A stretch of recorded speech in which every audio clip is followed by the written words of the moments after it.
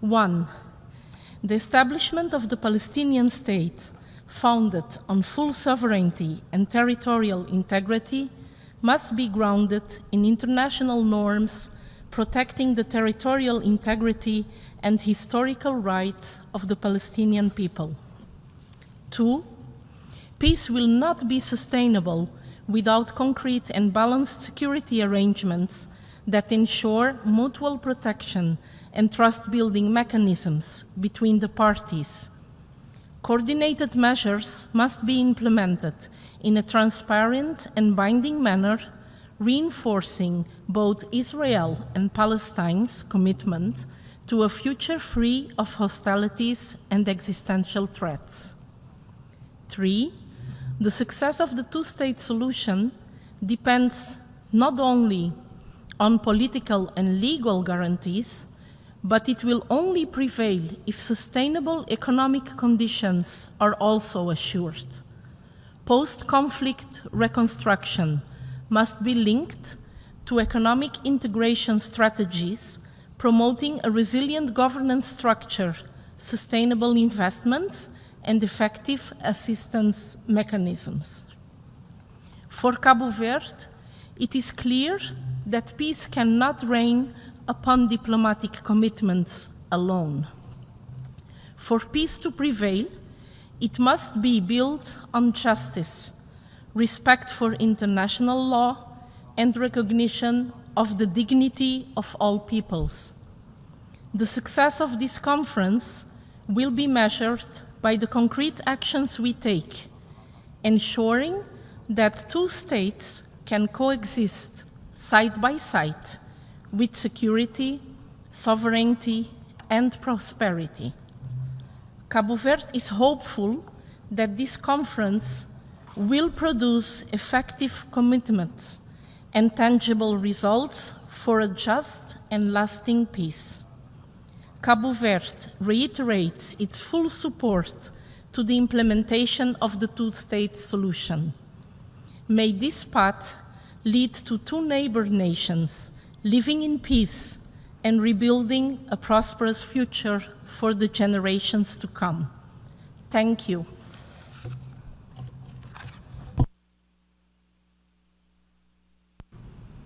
Je remercie Madame.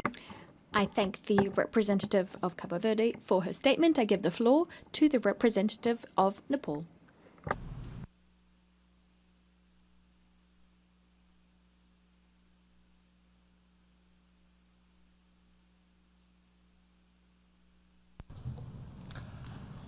Distinguished co-chairs, first let me extend my sincere appreciation to the governments of the French Republic and the Kingdom of Saudi Arabia for convening this high-level international conference. Excellencies, for nearly 8 decades, the pursuit of just and lasting peace in the Israeli-Palestine conflict has remained elusive. Uncertainty, chaos, violence, and despair dominate the regions over the decades. The situation has further deteriorated since the October 7 terrorist attacks on Israel by Hamas. The region is descending into even greater turmoil and volatility since then. The humanitarian crisis has reached unimaginable levels. Relentless loss of innocent lives, mass displacement, and widespread destructions have unfortunately become the tragic norm. The indiscriminate targeting of civilians, aid workers, and vital infrastructures continues unabated. The world cannot afford to stand by as devastation unfolds. Urgent and decisive action is needed to break this cycle of violence and restore hope for a peaceful future for both Palestinians and Israelis. Excellencies, Nepal strongly condemned the brutal attack on Israel on 7 October 2023, which claimed the lives of hundreds, including 10 Nepali nationals. Equally, we have denounced the indiscriminate use of force against civilians in Gaza. Nepal has consistently called for immediate de-escalations, restraint on end to civilian casualties, and protections of public and private properties. We also call for providing immediate, unrestricted, and adequate humanitarian assistance to the disparate civilians in Gaza. Humanity must be preserved, and human rights must be respected in all circumstances. It is also crucial that international laws, including the international humanitarian laws, are fully respected by all. We call for the immediate and unconditional release of all hostages taken by Hamas, including Bipin Joshi from Nepal. We are gravely concerned about his and others' health and well-being. Co-chairs, Nepal has long supported a two-state solution, advocating for Israeli and Palestinians to coexist peacefully within the recognized international borders based on international law and relevant UN resolutions. We affirm our support for all efforts aimed at achieving a just, peaceful, and lasting solution to the questions of Palestine.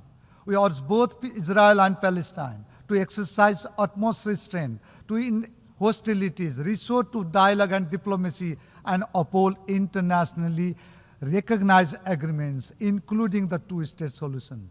Stopping ongoing violence and securing of durable ceasefire is crucial to create conditions for diplomacy and prevent further civilian casualties.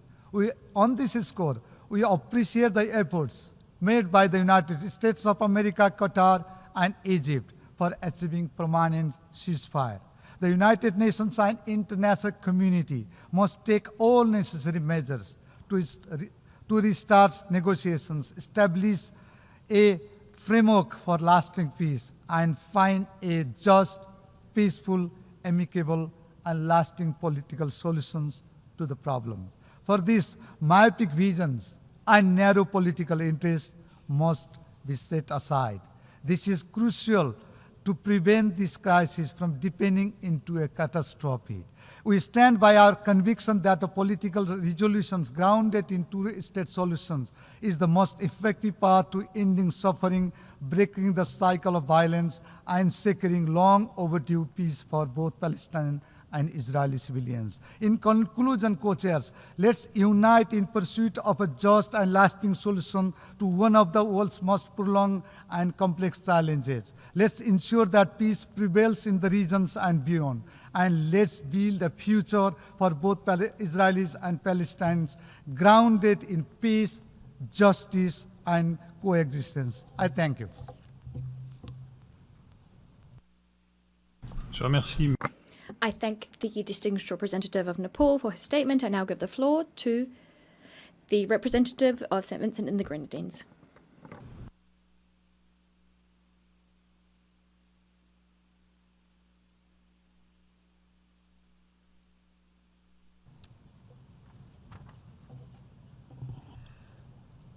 Thank you, Mr. President, for giving me the floor.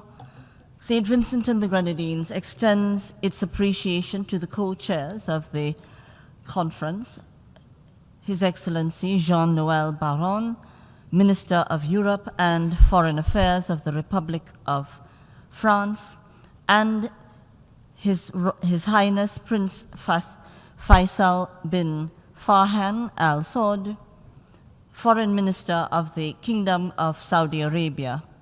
We welcome your efforts in convening this important high-level meeting on the peaceful settlement of the question of Palestine.